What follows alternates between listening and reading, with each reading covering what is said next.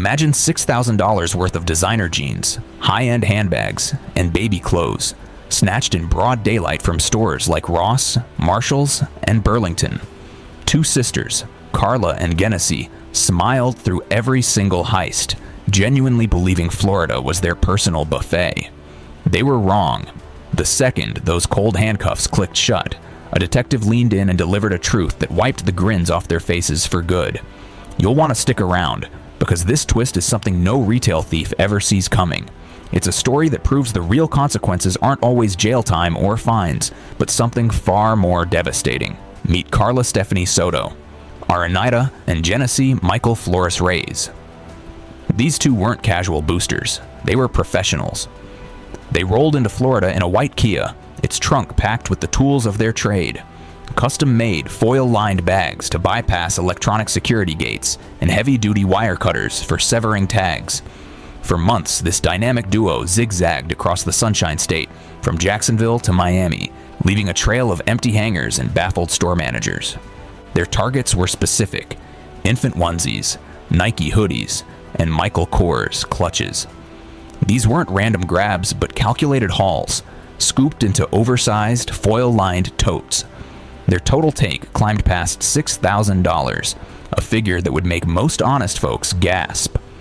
On the drive back to their hideouts, they'd laugh, high-fiving over their scores.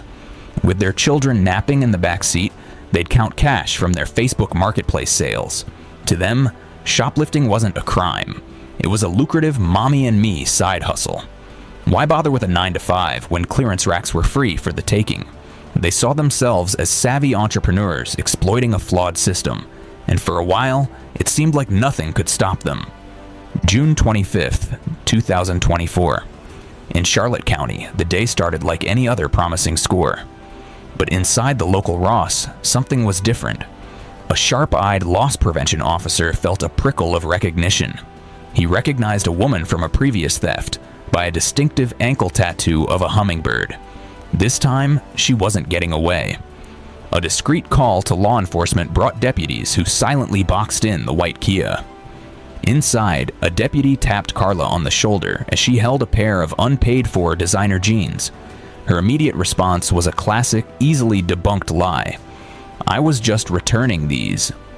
Meanwhile, Genesee feigned pregnancy, but the stroller she pushed held no baby, just layered shopping bags ready for another haul.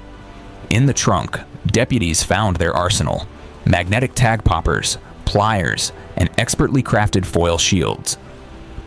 These were tools for organized theft. Here's the kicker.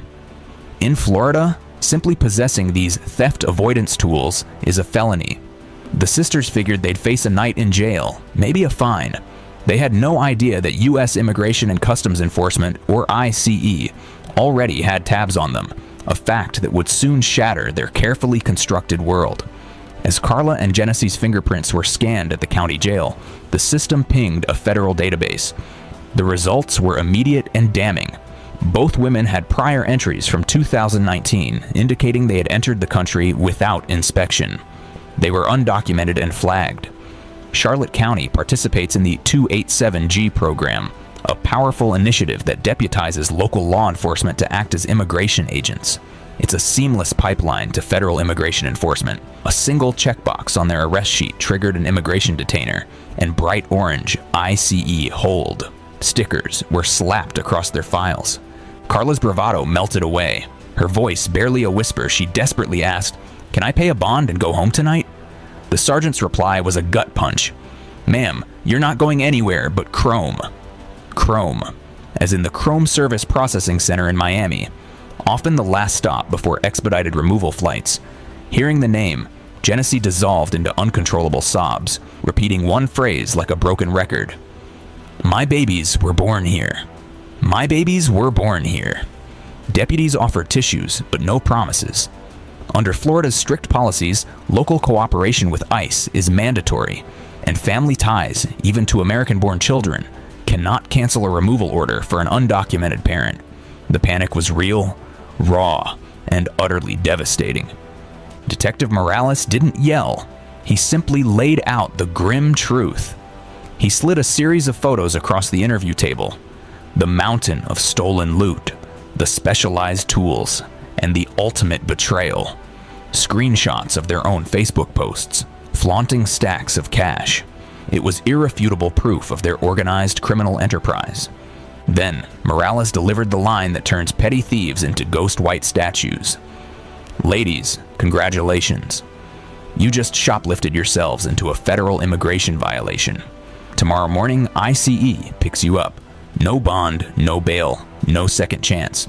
Their misdemeanor theft instantly became an aggravated felony under federal immigration law.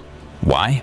Because the value of the merchandise exceeded the $5,000 threshold and, crucially, involved organized equipment. The legal translation is brutal. Immediate deportation without a hearing and a 10-year bar on re-entry into the United States. No appeals, just a one-way ticket out. Carla's lips quivered as she clung to a desperate straw. "I'll just get a lawyer," she stammered. Morales simply shook his head. "You're outside due process once ICE assumes custody. You lose those rights." Next flight to San Salvador is Thursday. The full, terrifying scope of their situation finally hit them. This wasn't about fighting a few jail days. It was about fighting exile from the only country their children had ever known. Sheriff Bill Prummel, a key figure in Florida's immigration enforcement strategy and a member of the State Immigration Enforcement Council, later summed it up. "If you commit crime here, we will discover who you are and where you belong. If you're unlawfully present, we'll send you home."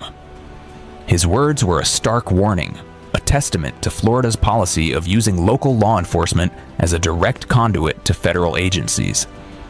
The sisters' children, innocent bystanders, now live with an aunt in California. They FaceTime their mothers, their small faces peering into a screen, talking to them from a country they've never visited. Carla and Genesee didn't just lose $6,000 worth of merchandise. They lost 6,000 tomorrows with their own kids. They lost the chance to watch them grow up. And somewhere tonight, another shoplifter might be sliding foil into a purse, convinced the worst outcome is a night in jail. But tell that to the two moms who learned the hard way that in Florida, retail theft can deport you faster and more permanently than any judge's gavel. It's a chilling reminder that the consequences can shatter lives and families in ways no one anticipates. If this story stunned you, if it gave you a new perspective on what seems like a small crime, then please, tap that subscribe button for more true crime twists that Hollywood literally couldn't script. We're always diving into the unexpected consequences of seemingly simple choices. And hey, drop a comment below. What would you say to someone who genuinely thinks shoplifting is no big deal? What message do they need to hear? And seriously, share this with that friend who always loves a bargain. Just might keep them from paying the highest price of all,